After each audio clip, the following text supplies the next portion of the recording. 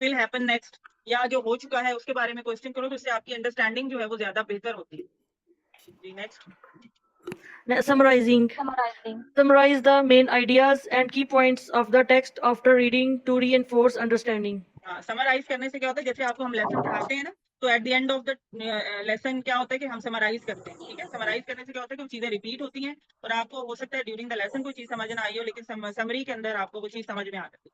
तो जब आप समराइज करते हो आइडियाज को, उसके की पॉइंट्स को, तो उससे आपकी जो अंडरस्टैंडिंग है वो ज्यादा बेहतर होती है। जी नेक्स्ट।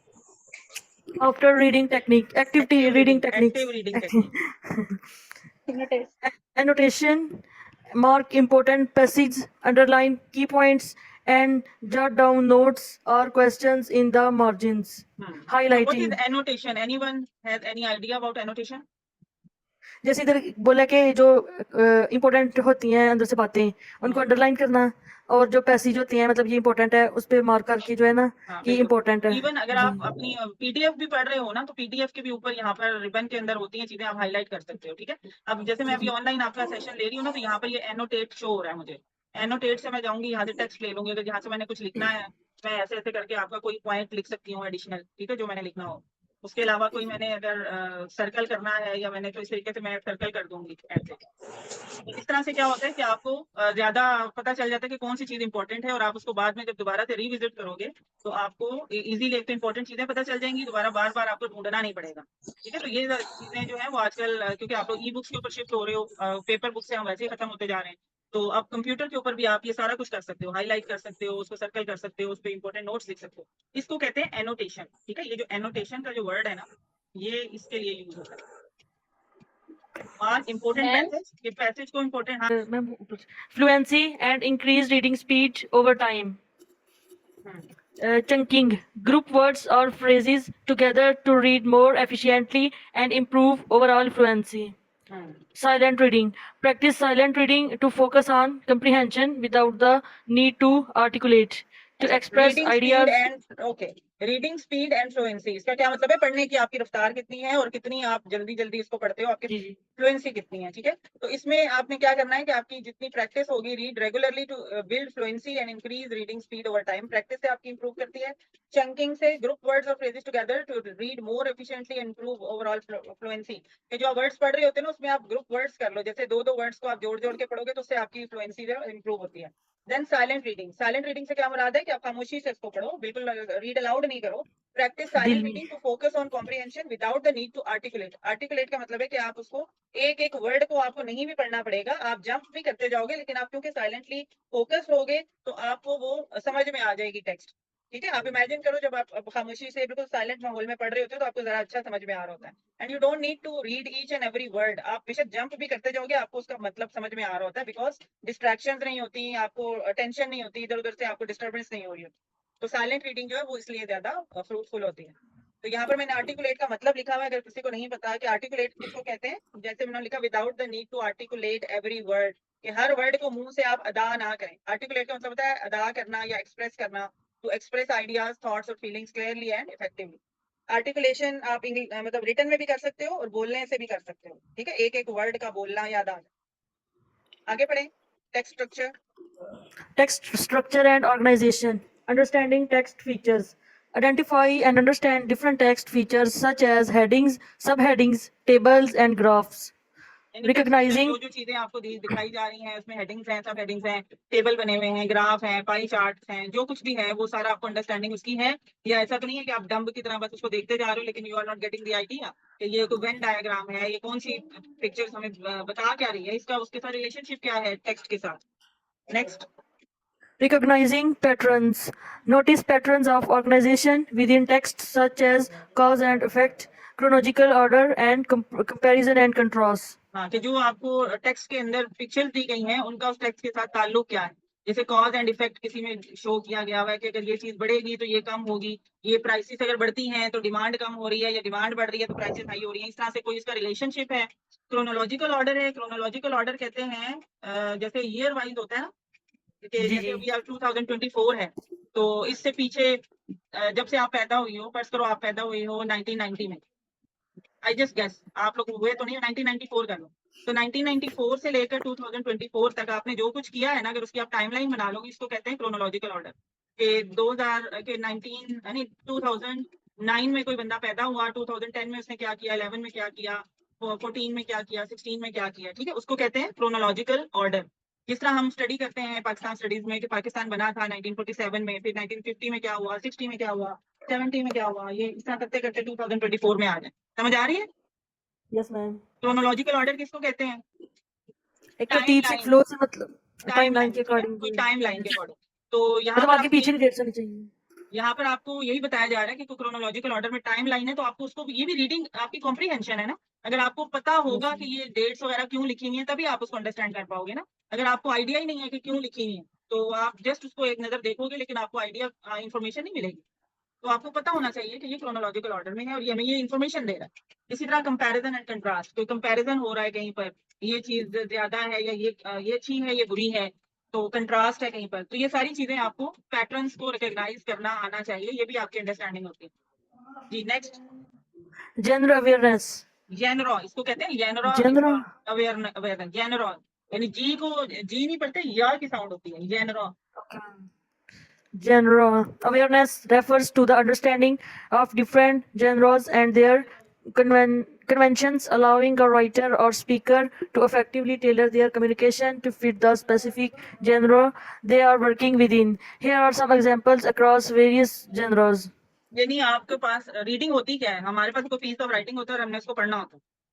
अगर आपको ये पता हो कि ये जो मैं पढ़ रही हूँ ये कहानी है, ये पोएट्री है, ये नॉवल है, ये कोई दास्तान है, या कोई आर्टिकल है, कोई अखबार का कोई न्यूज़पेपर का कोई आर्टिकल है या न्यूज़ है, तो ये चीज की अंडरस्टैंडिंग होना, इसको कहते हैं कि यॉनरा की अवेयरनेस। कि यॉनरा की अवेयरनेस आपको है कि आप क्या पढ़ रहे हो। आया आप कोई स्टोरी पढ़ रहे हो, कोई प्रोज है, कोई पोइट्री है, कोई आर्टिकल है, तो इसमें इन्होंने आपको ये टाइप्स बताई हैं। जैसे एकेडमिक राइटिंग है, इसमें रिसर्च पेपर आ जाते हैं, एसेज आ जाते हैं।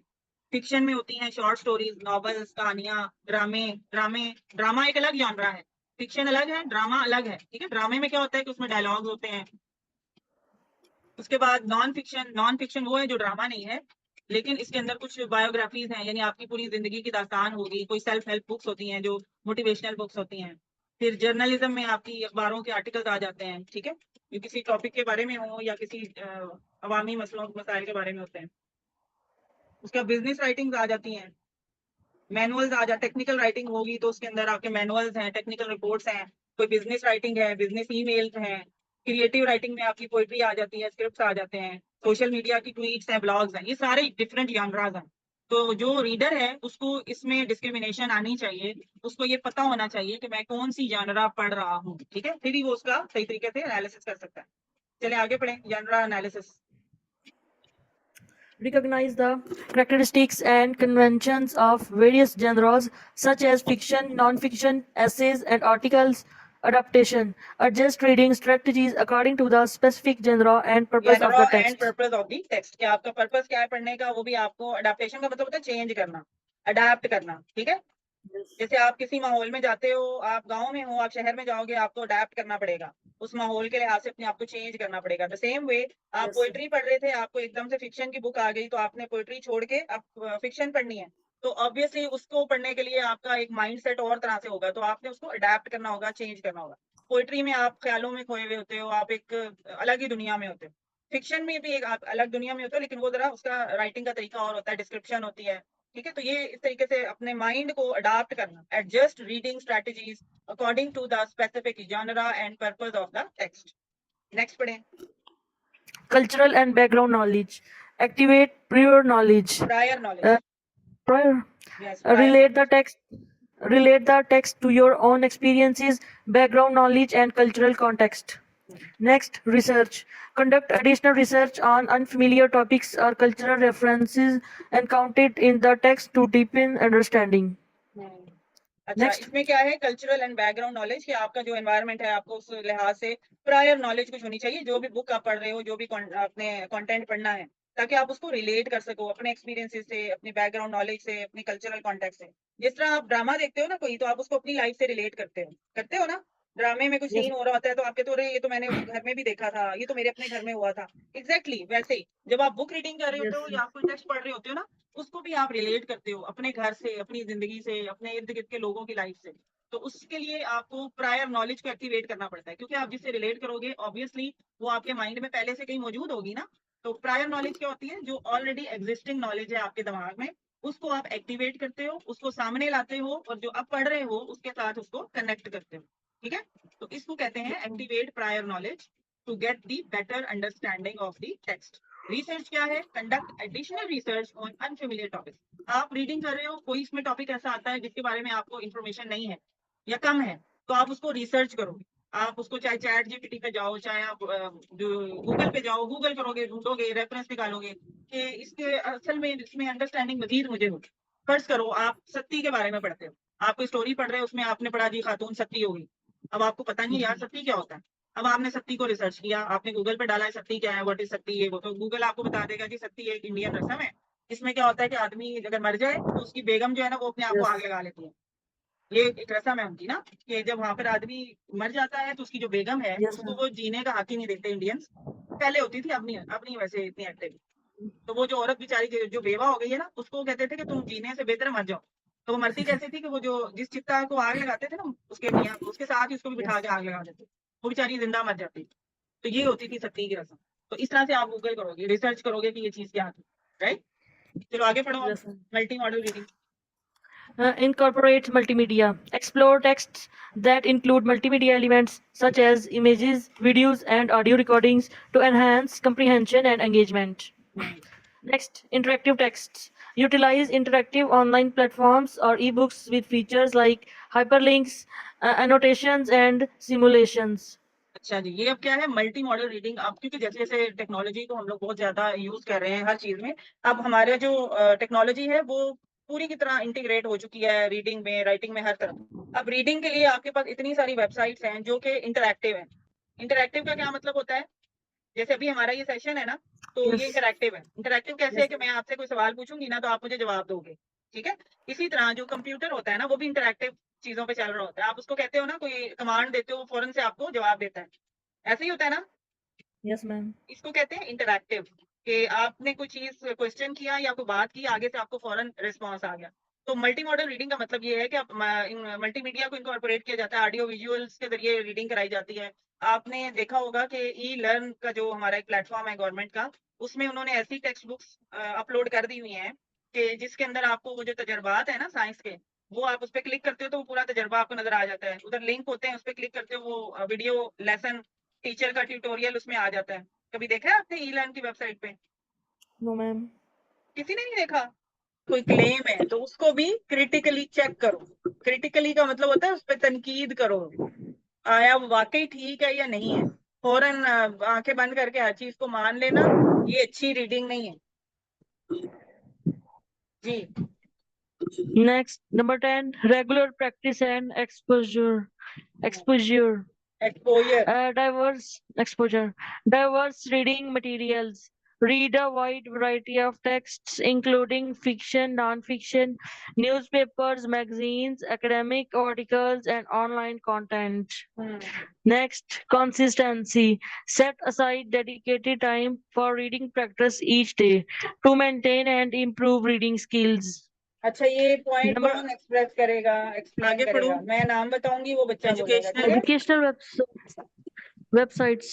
Number 1, National Geographic Kids features interactive articles with embedded videos, quizzes, um, uh, and games related to geography, animals, and science. ये जो Number लिखी 2, हुई है ना, इनको तुमने गूगल पे सर्च जरूर करना है इन छुट्टियों में। ये जितने मैंने आपको निकाल के दिए हुए ना, खान अकेडमी है, कोर्सेरा है, नेशनल ज्योग्राफिक किड्स है, बीबीसी बाइट साइज है, इन सबको तुम लोगों ने एक्सप्लोर करना है और देखना है, और फिर आपको पता चलेगा कि ये किस तरह से इंटरैक्टिव है। फिर ये है पियर्सन टेक्स्ट बुक, मैकग्रॉ हिल कनेक्ट, ये इसमें भी देखो हाइपर लिंक दिया हुआ है। तो इस तरह से बहुत सारे प्लेटफॉर्म्स हैं, इन सबको आपने देखना है। एम्बेडेड का मतलब होता है उसके अंदर उन्होंने लिंक दिया हुआ होगा, आप उसको क्लिक करोगे तो वहां से इंफॉर्मेशन नहीं मिल जाएगी। आगे पढ़ो। Interactive fiction and story telling platforms. Number 1, Twine a tool for creating interactive, non-linear stories that can include hyperlinks, images, and audio. कहते हैं, तो मैं आपको Readers बताना can चाह रही हूँ। choose their अब ये यहाँ path पर इसके through कंट्रोल्स the हैं। अब मैं अगर इसमें कंट्रोल ऐसे चेंज करूंगी ना, तो ये देखो पूरा चेंज करता जा रहा है रिजल्ट। डिस्टेंस में आगे पीछे कर रही हूँ, तो वो उसको पूरा का पूरा चेंज कर रहा है। इसको कहते हैं सिम्युलेशंस। सिम्युलेट का मतलब होता है कि उस चीज का जो हम कॉन्सेप्ट पढ़ रहे हैं ना या पढ़ा रहे हैं बच्चे को, तो उस कॉन्सेप्ट को सिम्युलेट करना, यानी उसका नक्शा बना देना पूरा का पूरा। तो यहाँ पर जैसे अगर कोई पढ़ा रहा है ना, रिफ्रैक्शन है या ये लेंस पढ़ा रहे हैं, लेंस है ना ये जो कॉनकेव और कॉन्वेक्स, तो उसमें डिस्टेंस का क्या असर पड़ रहा है इमेज के ऊपर, ये चीज मैं डिस्टेंस आगे पीछे करके बच्चे को सिखा सकती थी ऐसे। ठीक है, ये तो मैंने आपको एक एग्जांपल दी है, इस तरह की बेशुमार चीजें वहां पर पड़ी हैं। ठीक है, ये है PHET इंटरैक्टिव सिमुलेशंस। अच्छा, फिर आगे पढ़ो कोड एकेडमी। screen स्क्रीन नहीं आया, अच्छा ठीक है।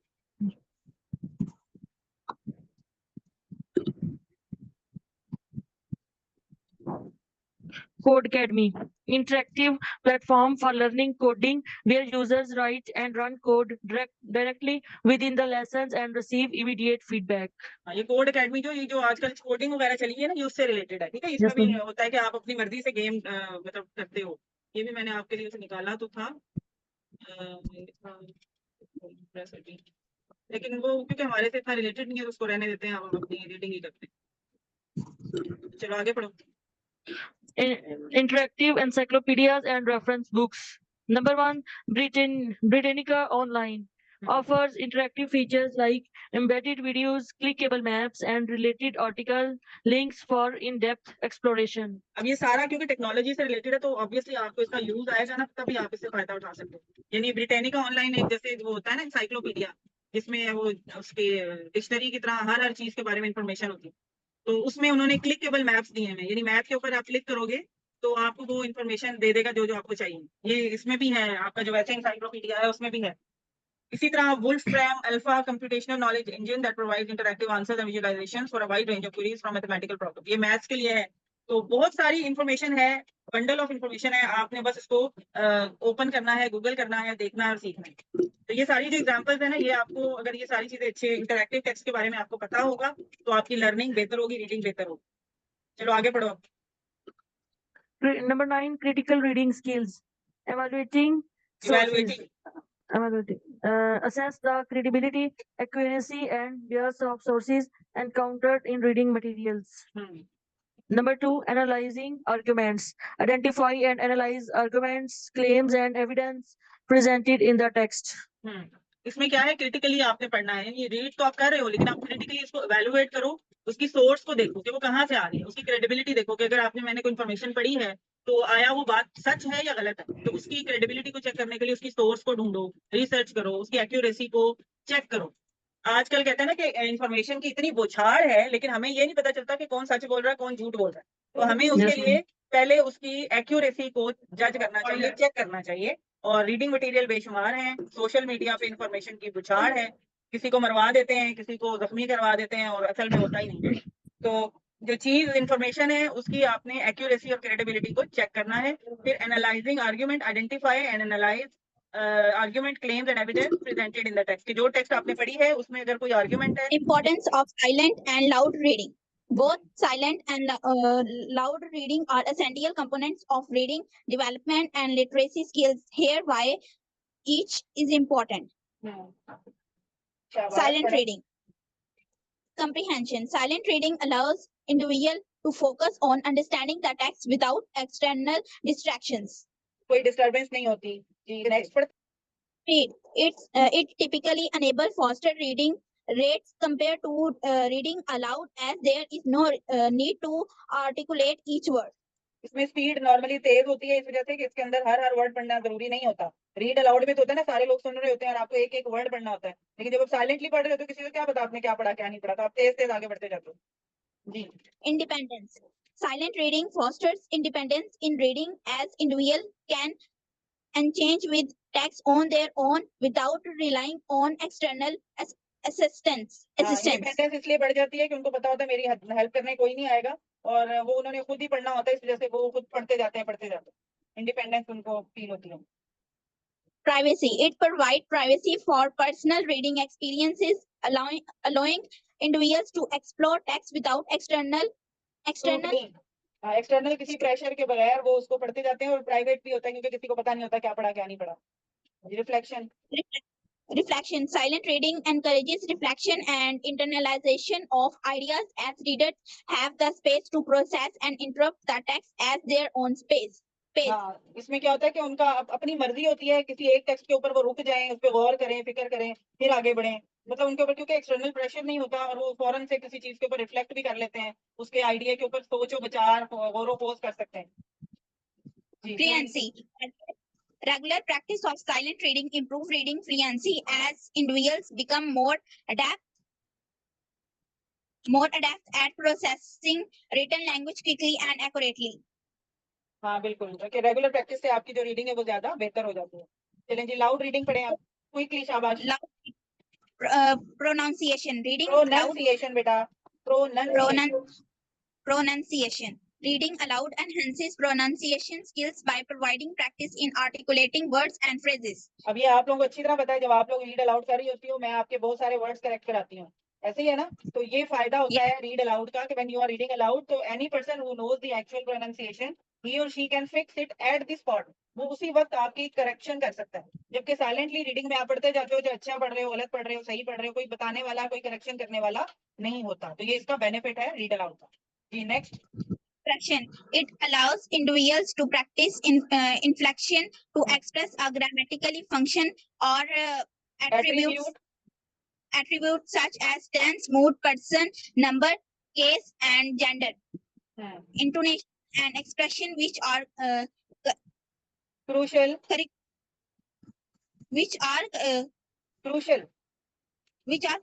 for conveying meaning and emotion in oral communication. Expression कहते में पता चलता है कि ये जो इंडिविजुअल पढ़ रहा है ना, तो वो टू प्रैक्टिस इन्फ्लेक्शन का मतलब होता है ग्रामेटिकल, यानी कहीं पर पॉज होता है। आपको कोई राइटिंग आप पढ़ रहे हो ना, कहीं पर पॉज होगा, कहीं पर क्वेश्चन मार्क होगा, ठीक है? तो उससे आपको पता चल रहा होता है कि यहाँ पर आपने क्या करना है। और वो खातून बोल रही है, खातून का डायलॉग है या मर्द का डायलॉग है, उसका मूड कैसा है, हैप्पीनेस वाला है या कि गुस्से वाला है, एंग्री है। उसके अलावा इंटोनेशन यानी अप एंड डाउन करना आवाज के जरिए, अपने तासुरात, अपने एक्सप्रेशंस को एक्सप्रेस करना। तो ये सारा कुछ रीड अलाउड में पॉसिबल है, लेकिन साइलेंट रीडिंग में पॉसिबल नहीं है। साइलेंट रीडिंग में आप ना पॉज का ख्याल करो, ना फुल स्टॉप का करो, ना क्वेश्चन मार्क का करो, आप आगे बढ़ते जाते हो, और उसमें आप एक्सप्रेशन भी नहीं दे रहे होते क्योंकि कोई सुन नहीं रहा, आपने खामोशी से पढ़ना है। रीड अलाउड में आप एक्सप्रेशन भी दे रहे होते हो समहाउ। अगर आप स्टोरी पढ़ रहे होते हो तो उसमें जैसे कोई डायलॉग है ना, तो उसमें अगर गुस्से वाला है, या स्टोरी टेलिंग में खासतौर पर होता है ऐसे कि आपके एक्सप्रेशन भी आपकी बात से, टोन से जाहिर हो रहे हैं। जी। Listening skills. Listening to oneself or other read aloud improves auditory processing skills and listening comprehension. अब लिसनिंग स्किल किन किन की इंप्रूव हो रही है इसमें? जो लोग आपको सुन रहे हैं और जो आप खुद सुन रहे हो अपने आप। आप जब रीड कर रहे हो, आपके अपने कानों में भी आवाज जा रही है ना, तो आपकी अपनी लिसनिंग स्किल भी इंप्रूव हो रही है, और आपको पता चल रहा है कि मैं ये वर्ड ठीक बोल रही हूँ या गलत बोल रही हूँ। और जो आपके इर्द गिर्द लोग हैं, उनकी भी आपको वो लोग भी आपकी आवाज सुन रहे हैं, उनकी लिसनिंग भी अफेक्ट जरूर हो रही है, इंप्रूव हो या ना हो, लेकिन इम्पैक्ट उस पर भी जा रहा हो। जी। Feedback. Reading aloud in a group or with a partner allows for immediate feedback on pronunciation, fluency, and comprehension. तो मैंने पहले बात की थी, फौरन फीडबैक मिल जाती है, आप अच्छा पढ़ रहे हो या बुरा पढ़ रहे हो, आपकी अगर कोई गलती है तो वो आपको बता दी जाती है, इमीडिएट फीडबैक मिलती है रीड अलाउड में। Memory. Reading aloud can aid in memory retention as the act of vocalizing information may reinforce learning and recall. हाँ, रीडिंग अलाउड से क्या होता है कि आपकी मेमोरी रिटेंशन बेहतर होती है, क्योंकि जो आपने साइलेंटली पढ़ा होता है ना, वो मे भी आपके माइंड से स्किप कर जाए, लेकिन जिस पर आप जो आपने मुंह से आवाज से बोला होता है, वोकलाइज किया हुआ होता है, वो चीज आपकी रिटेंशन ज्यादा देर तक रहती है। जी, confidence. Strategies and the techniques to engage learners, develop comprehension skills, and foster a love for reading. Here are some methods for teaching reading. पढ़ती जाओ quickly, hurry up. Pronounce instructions. Teach नहीं, phonic बेटा, phonic instruction. Sorry. Phonic instructions teach letter, sound, correspondence, and the decoding skills to help students recognize and pronounce Word use phonic-based activities such as word shorts, blending, exercise, and phonics awareness games. Phonemic awareness game, Sight इन चीजों के बारे में हम पहले literacy के अपने course में भी पढ़ चुके हैं काफी फोनिक इंस्ट्रक्शन कि बच्चों को हमने लेटर की साउंड्स के बारे में बताना है कि फिर उनके जो वर्ड्स होंगे उनको हमने डिकोड कैसे करना है। ये साउंड से जब हम साउंड मिलाएंगे ना, ब्लेंड करेंगे, तो फिर क्या वर्ड बनता है, उसकी साउंड कैसे बनती है, ये उसकी एक्टिविटीज जो हमने पढ़ी हैं लिटरेसी के अपने कोर्स में, वो सारा अपना रिकॉल कर लें आप, तो वो सब फोनिक इंस्ट्रक्शन में आ जाता है। ठीक है, तो उस तरीके से गेम्स भी होती हैं, एक्टिविटीज भी होती हैं, वो बच्चों से करवानी है, तो तब रीडिंग बच्चों की बेहतर होगी। ब्लेंडिंग सबसे बेसिक एक्टिविटी है बच्चे को रीडिंग सिखाने की। पहले उनको लेटर्स की साउंड बताओ, फिर वो लेटर दो लेटर मिलेंगे तो क्या साउंड बनेगी, फिर 3 लेटर मिलेंगे तो क्या साउंड मिलेगी, जैसे ख ए ट खैट ब ए ठ बैट, इस तरह से करके वो ब्लेंडिंग करेंगे बच्चे, तो उनको जैसे कैट बैट, इससे वो फिर 3 से 4 लेटर पे आएंगे, 4 से 5 पे आएंगे, तो स्टेप बाय स्टेप उनकी ये ब्लेंडिंग एक्सरसाइजेस करते करते ही रीडिंग इंप्रूव होगी। Number 2, sight words recognition. अरे आप जल्दी जल्दी करो बेटे। Introduce high frequency sight words that students need to recognize instantly. Sight words होते हैं high frequency words. High frequency का क्या मतलब है कि जो बहुत ज्यादा नजर आते हैं। जब बच्चा एक छोटा सा होता है ना, उसके बुक में वो आ रहा होता है, जैसे I saw a cat, I saw a monkey, तो आ है, जो टू है, फॉर है, ऑफ है, ये वाले वो वर्ड्स होते हैं जिनका मतलब कोई नहीं है, लेकिन ये वर्ड्स बहुत ज्यादा रिपीट हो रहे होते हैं बुक्स के अंदर, उन्हें कहते हैं high frequency sight words. Frequency का मतलब है कि बहुत ज्यादा वो रिपीट होते हैं वर्ड्स। अब हमारी किसी भी कंटेंट के अंदर, किसी भी पीस ऑफ राइटिंग के अंदर, तो वो वाले जो वर्ड्स हैं वो बच्चों को पढ़ाना, वो उनको दिखाना। ठीक है, फॉर, एट, एन, जैसे एन एप्पल है, आ है, ये इस तरह के वर्ड्स हो, तो ये बच्चों को पहले पढ़ाना ताकि वो उनको डिस्टर्ब ना करें। जब वो कोई पढ़ रहे होंगे ना, जैसे आई सॉ एन एप्पल, तो उसके अंदर उनको आई या एन एप्पल की कोई टेंशन नहीं होगी, वो सिर्फ पढ़ेंगे किसको, एप्पल को और आई को। लेकिन आई भी वैसे साइट वर्ड ही है, आई, यू, वी, दे, ये सारे साइट वर्ड्स हैं क्योंकि बहुत ज्यादा यूज होता है। वो सिर्फ नाउन पे फोकस करेगा कि एप्पल क्या है, एप्पल पे गौर करेगा, बाकी वर्ड्स का उसको फेमिलियर होगा कि ये साइट वर्ड। फिर आगे पढ़ो, शेयर्ड रीडिंग, क्विकली करो, हमने 1 बजे बंद करनी है। Read aloud to students while they follow along, pointing to word as you read. Discuss story elements, vocabulary, and comprehension strategies during shared reading season. हाँ, शेयर रीडिंग का क्या मतलब है, read aloud to students while they follow along pointing to words as you read, कि जब teacher model reading करे, teacher model reading करेगा, बच्चे उसके पीछे पीछे करेंगे, तो जहां जहां पर वो बच्चों को डाउट होगा वो टीचर की मॉडल रीडिंग से सीखेंगे और उसको वैसे ही कॉपी करेंगे। Discuss story elements, vocabulary and comprehension strategies during shared reading sessions, कि जब वो टीचर ही उनको पढ़ रही होगी तो वो उनको साथ साथ सारे उनके ये वर्ड्स हैं और उसकी कॉम्प्रिहेंशन स्ट्रेटजीज भी साथ साथ डिस्कस करेंगे। गाइडेड रीडिंग भी यही है, हाँ ये भी यही है। Provide small group instruction tailored to students' reading levels and needs. Use level text and scaffolded support to help students develop fluency and comprehension. Scaffolded, इसको क्या कहते हैं, ये मैंने आपको शायद पहले भी बताया हुआ है। scaffold करना, ये मैं आपको ड्रॉ करके बताती हूँ। scaffold का मतलब होता है, जैसे हाउस देखें कभी, हाउस, जब हाउस बन रहे होते हैं, कोई घर तामीर हो रहा होता है ना, तो उसका पहले एक स्ट्रक्चर बनता है। Yes. ऐसे लकड़ियों से बनता है ना स्ट्रक्चर। Yes, ma'am. उसको कहते हैं पता नहीं इसको उर्दू में या पंजाबी में तुम लोग क्या कहते हो। नक्शा शादी करना। नक्शा नहीं, वो जो लकड़ियां ऐसे ऐसे लकड़ियां लगी हुई होती, वो लेंटर। लेंटर तो ऊपर लगता है ना छत पे, ये वाली लेंटर। ये जो ऐसे लकड़ियां जब बांधी हुई होती हैं, ऐसे बाहर निकली हुई होती हैं, जी इसको मुझे क्या याद आ कहते हो। गया, मतलब ईंट वगैरह से पता नहीं क्या कहते हैं। जी होता है, ये याद आ गया। ये जैसे बिल्डिंग बन रही है ना, तो उससे पहले हम लोग ऐसे लकड़ियां वकड़ियां लगा के तो उसका वो बनाते हैं नक्शा सा। जी मैम, उसका ढांचा खड़ा करते हैं। ढांचा, वेरी गुड, शाबाश। ये जिसने ढांचा बोला उसके लिए तालियां बजाओ सारे बच्चे। जिले। इसको कहते हैं, इसके लिए जो वर्ड है ना हमारी टीचिंग की जबान में, इसको कहते हैं स्कैफोल्डिंग। ये याद रखना, आज के बाद दोबारा नहीं मैंने बताना। ये जो ढांचा बनाते हैं ना कोई बिल्डिंग का, इसको कहते हैं स्कैफोल्डिंग। हम बच्चे जो, हम जो टीचर्स है ना, हम भी अपने स्टूडेंट्स के दिमाग में ढांचा बनाते हैं जो हमने चीज पढ़ानी होती है, तो इस एक्ट को कहते हैं स्कैफोल्डिंग। समझ आ गई। Yes ma'am. चलो अब Independent reading. Encourage students to read independently for pleasure and practice. Provide access provide access access to a variety of books कि उनको बहुत to a सारी books variety चाहिए। of books to बेटा आप स्टॉप कर दो, मैं खुद पढ़ती हूँ क्योंकि मुझे अब जरा तेज तेज चाहिए कि मेरा ये टाइम खत्म होने वाला है। 7 मिनट्स रह गए, मैंने इसमें खत्म करना है इसको, ठीक है। तो इंडिपेंडेंट ma'am. रीडिंग के बच्चे को आप एक्सेस दें कि वो वैरायटी ऑफ बुक्स खुद से मतलब आप उसको प्रोवाइड करें डिफरेंट किस्म की बुक्स उसके एज लेवल के हिसाब से, और वो इंडिपेंडेंटली इनको रीड करें। पहले आपने उसको गाइडेड रीडिंग कराई, फिर आपने उसको इंडिपेंडेंट रीडिंग कराई, ठीक है। फिर interactive read aloud to students pausing to ask question and make predictions and discuss the text. कि इंटरैक्टिव रीड अलाउड का मतलब है कि जैसे मैं स्टोरी सुना रही हूँ आपको और आपसे मैं रुक रुक के दरमियान दरमियान में क्वेश्चनिंग करूँ और फिर पूछूं आपसे कि अब आगे क्या होगा, व्हाट विल हैपन नेक्स्ट। ठीक है, ये हम टीचिंग स्ट्रेटेजीज पढ़ रहे हैं कि हमने छोटे बच्चों को जब पढ़ाना है तो हमने कैसे पढ़ाना है, उनको रीडिंग कैसे सिखानी है। तो हम जब स्टोरी सुना रहे होंगे तो हम उसके दरमियान दरमियान में उनसे क्वेश्चन करेंगे। Model fluent reading and thinking strategies while engaging students in interactive discussion. जैसे मैं अभी कर रही हूँ, आपको फ्लुएंट रीडिंग करके दिखा रही हूँ। मॉडल रीडिंग है ये कि आपको पता चले कि फ्लुएंट रीडिंग कैसे होती है, ठीक है। इसी तरह आपने बच्चों के सामने भी मॉडल रीडिंग करके उनको दिखानी है। फिर literature circles and organise small group discussions where students read and discuss the same book. एक ही बुक है, वो सारे बच्चों ने पढ़ी, या थोड़े हायर लेवल पे आ गए हो आप, यानी आप एलिमेंट्री लेवल की बात कर रहे हो, वो पहले जूनियर था अब एलिमेंट्री लेवल। इसमें स्मॉल ग्रुप डिस्कशंस आप कंडक्ट करवाओ, बच्चों को सेम बुक दो कि आप सारे बच्चे पढ़ो और उसके बाद आपस में डिस्कशन करो। Assign roles such as discussion leader, summariser and connector to promote active participation and deeper understanding. तो उन्हीं में से किसी को लीडर ऑफ डिस्कशन बना दो, किसी को समराइजर बना दो कि तुमने एंड में समराइज करना है और तुमने कनेक्ट करनी है स्टोरी को, रियल लाइफ से कर दो या किसी और सिनेरियो से कर दो। तो इस तरह से बच्चों की अंडरस्टैंडिंग जो है वो ज्यादा बेहतर होगी।